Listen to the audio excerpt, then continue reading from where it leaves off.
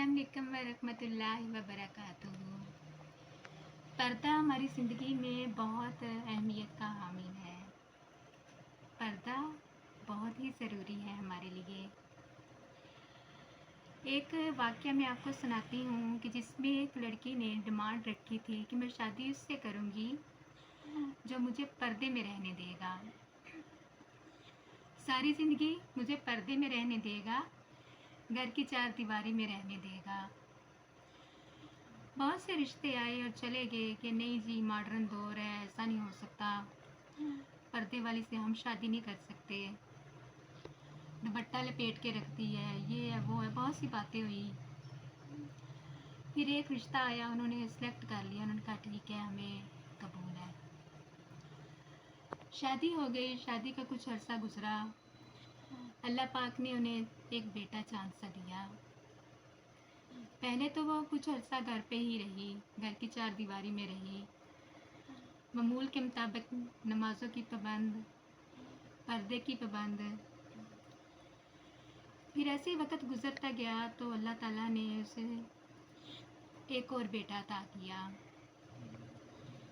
जब तक वो बेटा मतलब अभी दुनिया में नहीं आया था ना, तो शोहर ने कहा कि ऐसा करो कि तुम खेतों में मुझे खाना देने आ जाया करो, मेरे टाइम की थोड़ी बचत हो जाएगी।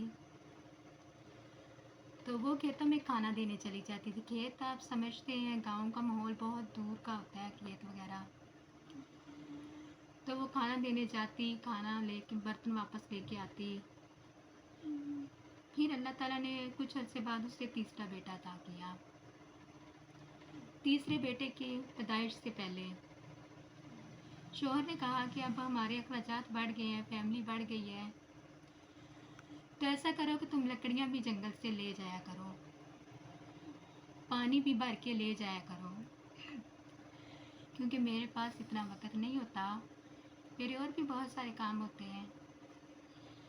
ऐसे करते करते वो सारा काम मतलब ज़्यादा टाइम उसका बाहर गुजरने लगा। जब दूसरा बेटा था तो उससे पहले कुछ नमाज़ों की कमी हो गई, कुछ पर्दे की हो गई।